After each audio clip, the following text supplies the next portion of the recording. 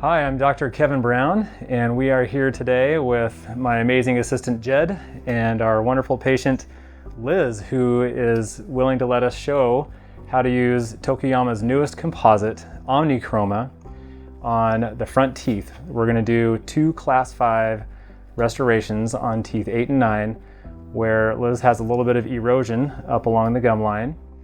And this is going to be a great application for Omnichroma to show how you can get the transition from the higher chroma up at the gum line up to the mid portion of the tooth.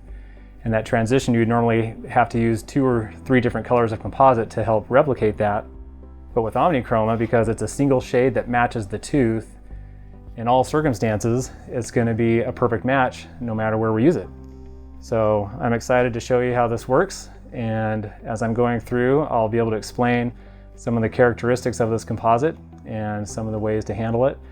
And you'll be able to see how well it polishes and holds up over time. So let's get started.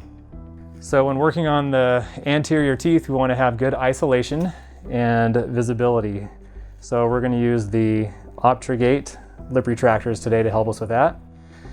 And for the tooth preparation, you'll see here the erosion that's happening almost mid-facial up to the gingival on both central incisors. And so she's lost the convexity here. And some of this is dentin exposure. So the dentin is darker, and then that feathers into the lighter enamel. So really in this case, because of the way it has worn down, we don't need to do any drilling or beveling. It's already kind of self-beveled from the erosion process. But what I do want to do to help with the adhesion part is use an air abrasion, and that's just going to help prepare and micro etch the surface of the enamel so we get a perfect blending and seam from the composite onto the natural tooth structure. So let's do that now.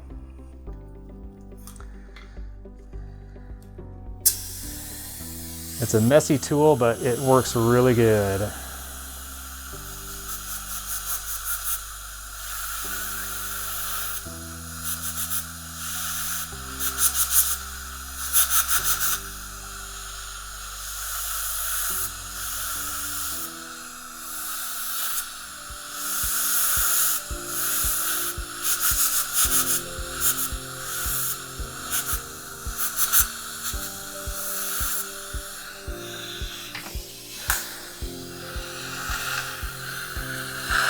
Okay, we're going to get a nice big power wash here for you.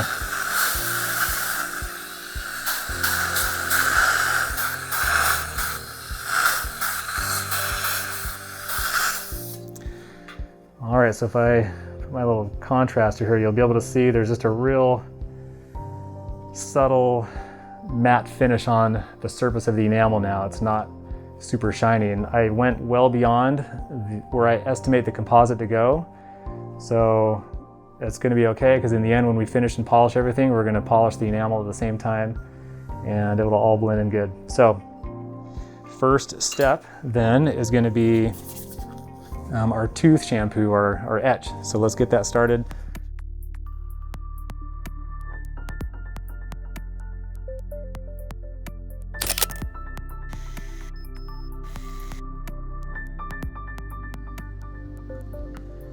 All right, so with the etch, same thing as with the air abrasion. I'm going to take this well beyond the ultimate finish line of the composite.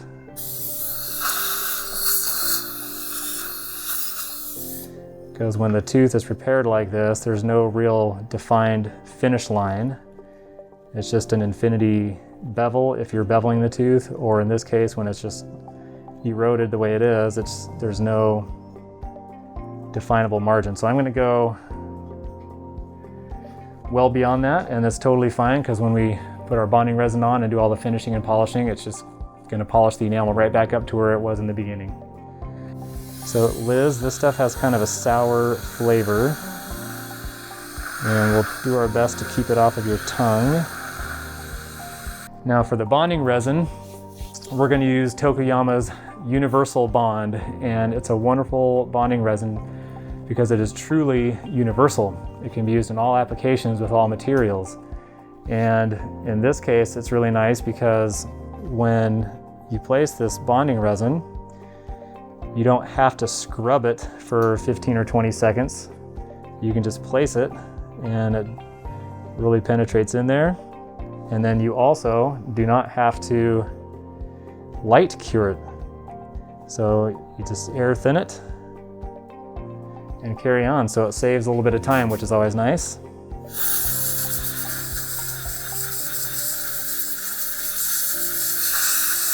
There it is. All right, let's take our Omnichroma. All right, so we're just gonna use one layer and one shade.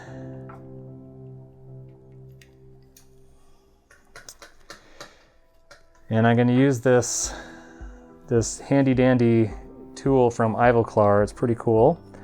It has this little non-stick foamy pad, so it works really good at spreading the composite across a broad area versus using a more traditional composite blade that you press and move around. Sometimes when you do that, it can introduce air bubbles.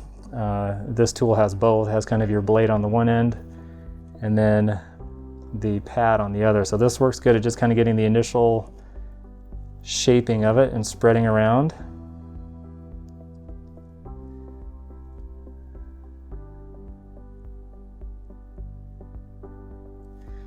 And then to do the fine shaping and contouring, you can go back to your composite blade and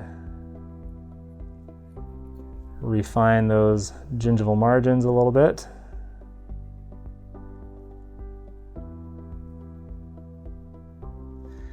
Now in the video, if you can kind of tell, when you see the Omnichroma uncured, it has kind of a frosty white color to it, and you're thinking to yourself, there's no way that this is going to match.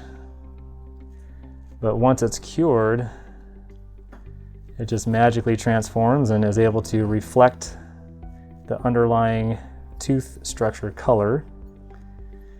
And so I'm going to remove some of the excess here at the tip where we over extended that a little bit. And then we'll just thin the rest of that out. And again, I'm going beyond where I think it needs to be. Because she's had a fair amount of erosion here, these are almost considered like just a real thin composite veneer. I'm going to bring it fairly close to the tip, but it's going to go beyond the midpoint of the tooth here.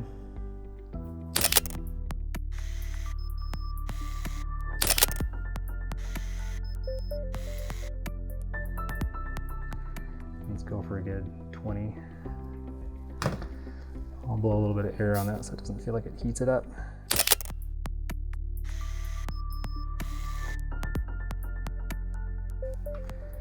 You can even see just there, when you're looking at number 7, this is really blending in nice, and by the time we're done finishing and polishing it, when you get that nice final shine and polish on the composite and allows the light to really go through the composite nicely, that's when you can see the underlying color really come through and blend in perfectly. All right, let's do the other one.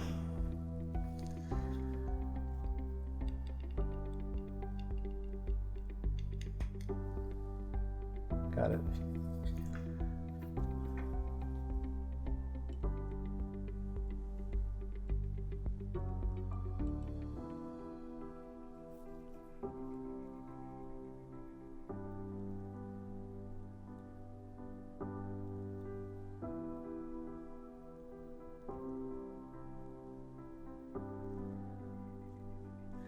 One of the really nice benefits or characteristics of the Omnichroma composite is its handling. It doesn't take a whole lot of effort for me to just gently push and move and manipulate it where I want it to go. I know I've worked with some composites that are very stiff, and it's really hard to move it around where you want it to go. And then you have others that are a little too runny and they slump, and you put it where you want it and then you work on another spot and it's slumping down before you finish the other spot. So you have to do it in smaller increments, which can be frustrating. Whereas this stuff just seems to have that perfect right in the middle handling characterization. So, and then I'll use this here.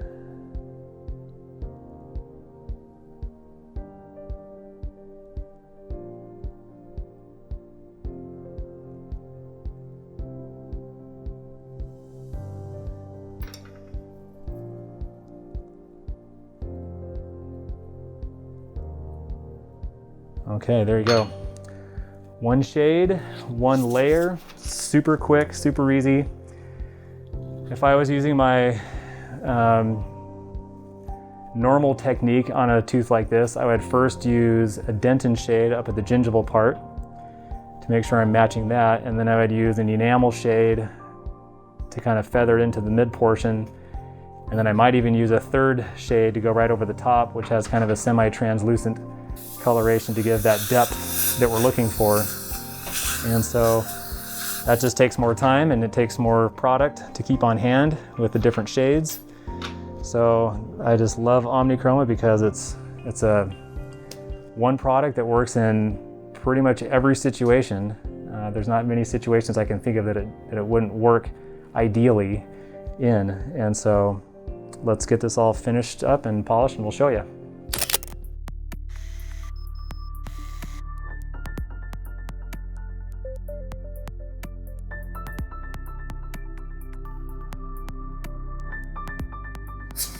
Let's go ahead and finish and polish these restorations. With the margin being right up next to the gum line, I'm just going to use a real skinny mosquito tip diamond burr. There we go, that's good.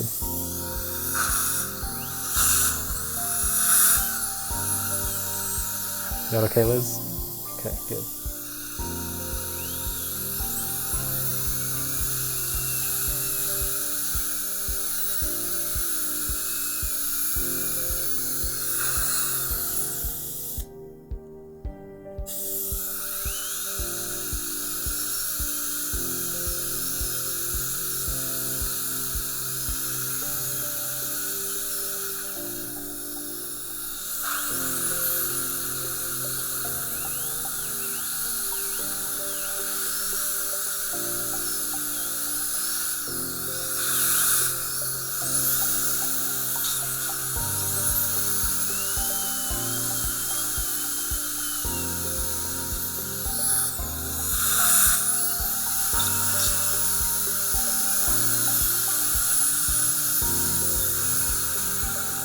All right, good.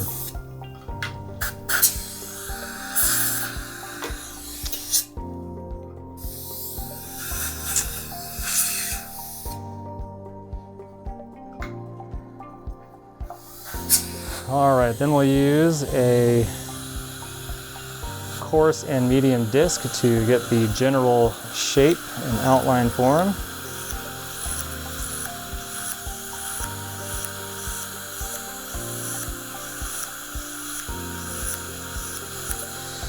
And this is where I'm essentially erasing the excess composite that I feathered up onto the incisal part.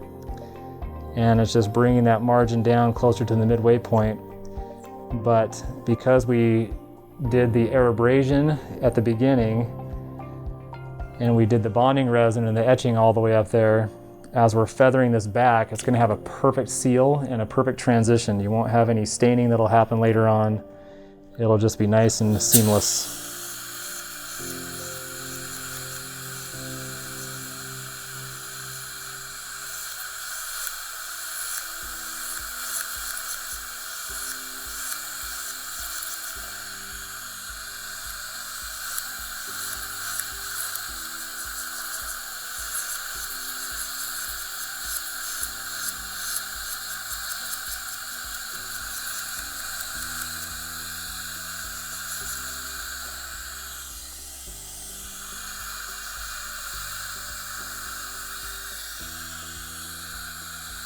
A little bit of water to get the tissue, just to get the gums cleaned up, a little air and water. There we go. Yours is wimpy. Yeah, there we go.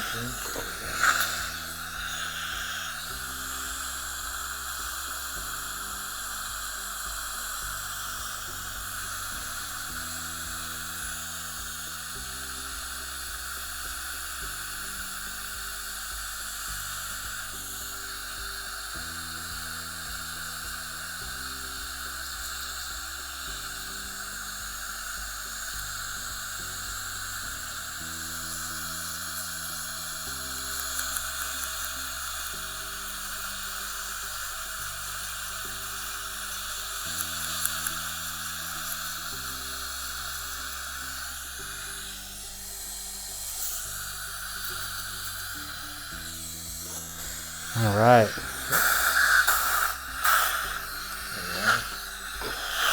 So even right there, before we get any further, you can see if I dry it off, I mean, you can't tell where the composite starts or finishes. It's just, and even with my magnifiers on, I can't even tell. So it's just such a perfect integration with the surrounding tooth structure. It just becomes invisible. So let's keep going and go to that next level of polishing.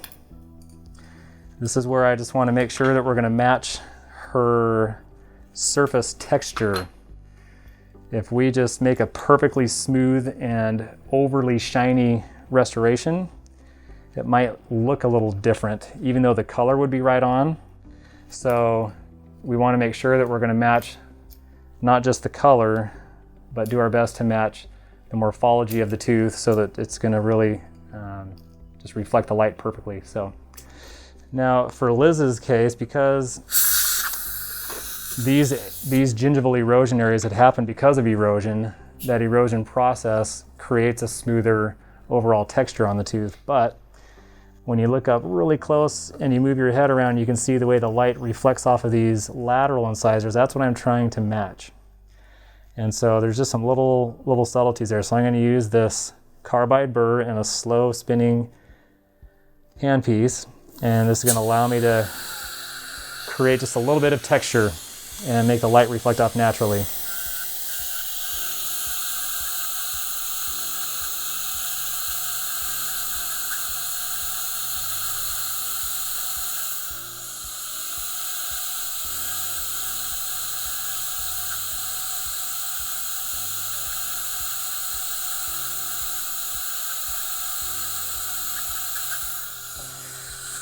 And this also makes it so that I can safely do this as I'm feathering it onto the natural enamel. With a slower spinning drill like this, I'm not worried about damaging the enamel. And this is a really fine grit carbide, so totally safe to do.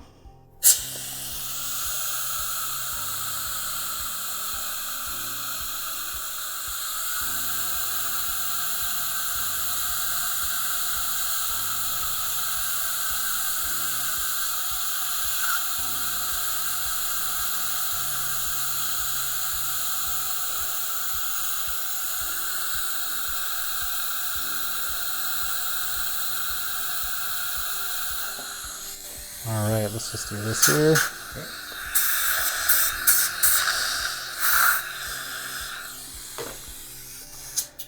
Okay, so now I want to be able to smooth and blend in that texture that I just put on. I don't want it to be over texturized.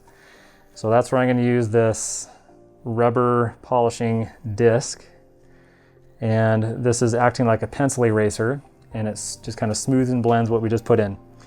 And I'll use a cotton roll with a little bit of water so I can keep it a little bit wet, but not overly wet, because that way I can still see what's going on.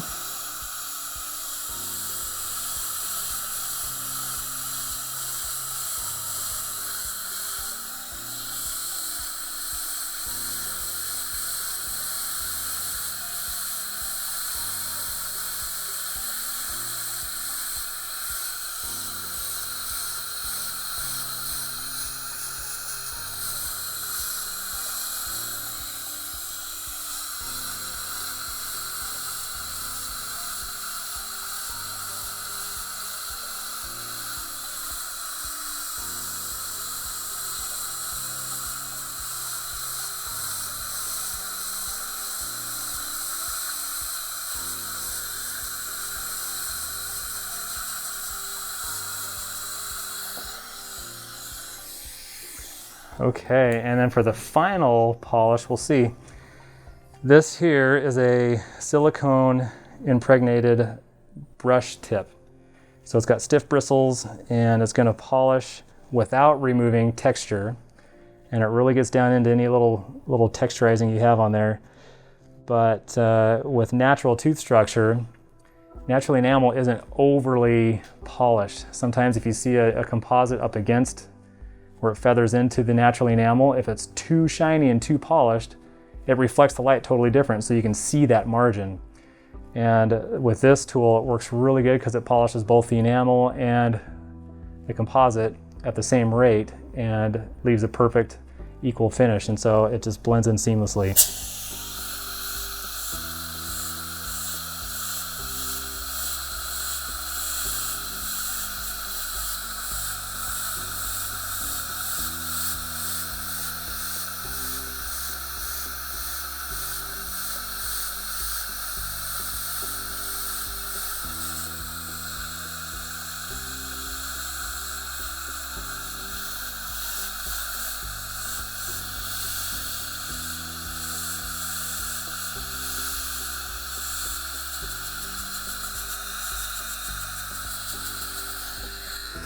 And that's it.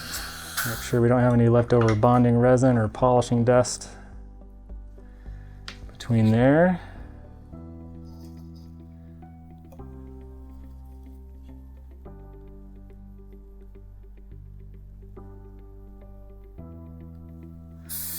Okay.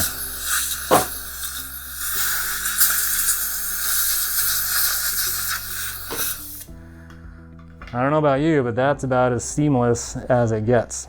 And you can see that the Omnichroma is able to capture that slightly warmer gingival color, and then it just feathers right into the rest of the enamel up to about here. And same thing on this one. So it's just perfect. It's awesome. And if we did that at full speed, it probably would have taken, I don't know, 10 or 15 minutes from start to finish.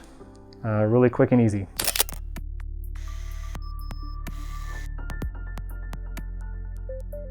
Now you can whiten your teeth and this will still match. Yeah. You can drink all the coffee you want and it will still match. Okay. So that's pretty neat how that works.